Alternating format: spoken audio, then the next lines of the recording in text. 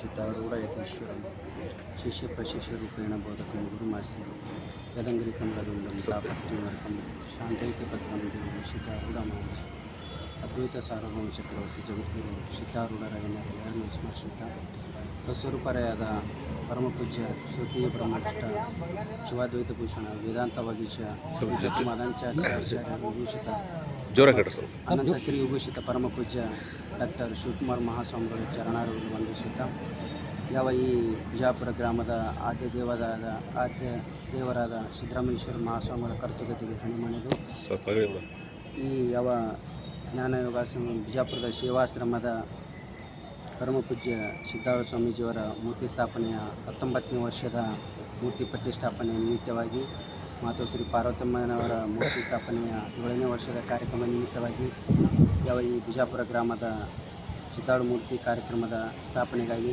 ಸರ್ವ ಬಿಜಾಪುರ ಗ್ರಾಮಸ್ಥರು ಹಾಗೂ ಸುತ್ತಮುತ್ತಲಿನ ಗ್ರಾಮಸ್ಥರು ತಮ್ಮ ತನುಮನದಿಂದ ಸೇವೆ ಸಲ್ಲಿಸಿ ಸಿದ್ಧಾರೂಢ ಗುರುಕೃಪೆಗೆ ಪಾತ್ರರಾಗಬೇಕಂತ ಹೇಳಿ ತಮ್ಮ ಈ ಬಿಜಾಪುರ ಗ್ರಾಮದ ಎಲ್ಲ ಸುತ್ತಮುತ್ತಲಿನ ಗ್ರಾಮಸ್ಥರಿಗೂ ತಮ್ಮೆಲ್ಲರಿಗೂ ವಂದಿಸುತ್ತಾ ಯಾವ ಈ ಕಾರ್ಯಕ್ರಮದಲ್ಲಿ ಭಾಗಿಗಳಾಗಂತ ಹೇಳುತ್ತಾ ನನ್ನ ಆತ್ಮಗಳನ್ನು ಸದ್ಗುರುನಾಥನ ಅರ್ಪಿಸಿ ಅರಿವು ಎಷ್ಟು ದಿನ ಇರುತ್ತೆ ಸರ್?